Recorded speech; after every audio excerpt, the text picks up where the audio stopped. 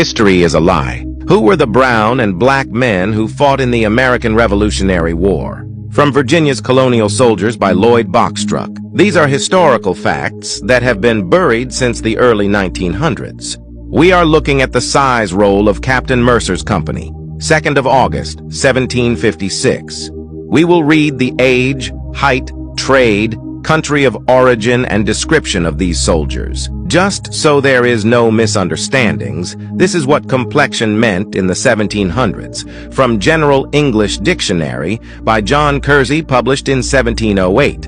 Complexion, the color of the face, the natural constitution or temperature of the body. The men indicated by an arrow are melanated. The green arrow indicates he was born outside of the colonies. The red arrow indicates he was born in the colonies. The first is Angus MacDonald. His 21 years of age, 5'10" in height. Seaman by trade. Born in Scotland, black complexion, lusty, which meant strong in the 1700s and still does today, well set with dark-colored hair. The next green arrow is John Matthews. He's a sergeant, 43 years old, 6 feet tall.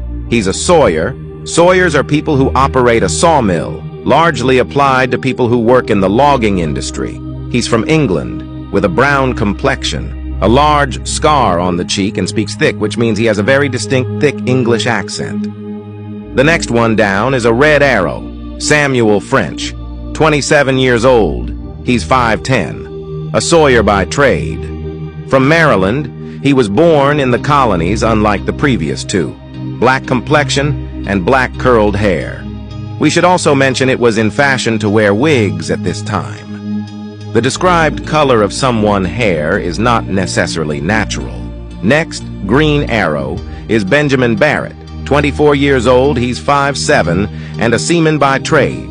Born in Ireland, brown complexion, with a large scar on the left side of his forehead. On to the next page of Captain Mercer's company. The first green arrow is Edward Evans.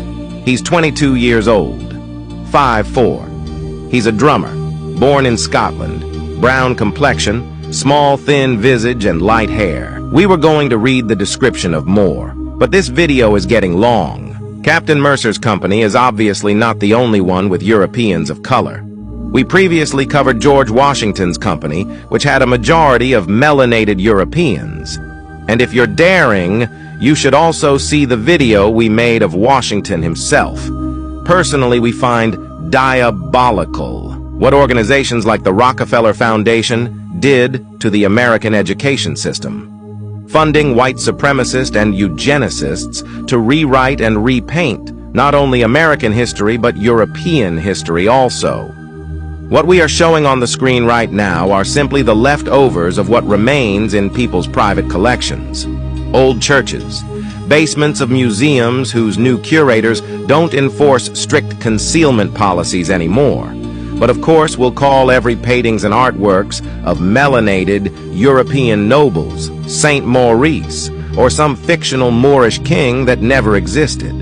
So how come there are Europeans of color serving in the American colonial army? Isn't everyone from Europe supposed to be fair or pale complexioned, known today as white people?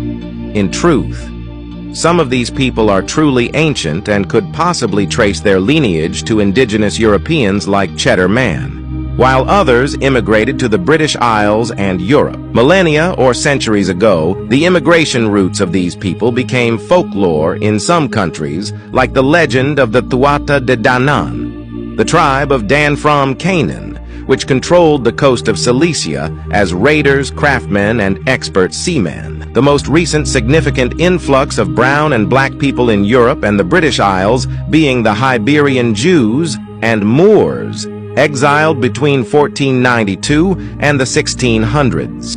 In any case, these brown and dark Europeans were registered as white people, as in of European descent.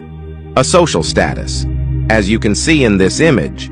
David Stewart MacDonald, a mill worker, color white, complexion dark, born in Scotland.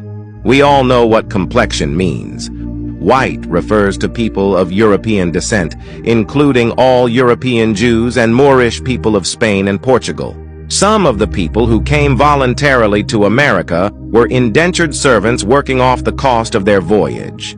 However, many of the individuals came under involuntary status because they were undesirables in their home countries. It has been told to us through modern history that many of these Europeans were pushed out of Europe for religious reasons, like the French Huguenots of Moorish descent. There were also many political prisoners who opposed the English monarchical rule in England, most famously the Jacobites from Scotland, who wanted to restore Stuart kingship to the British Isles and were sent to the Caribbean and American colonies as political prisoners. These people had a personal and political grudge against English loyalists and signed up in the thousands to rid themselves of the king's yoke. Modern European historians, of course, think these people were all pale and fair-complexioned, but that's far from the truth.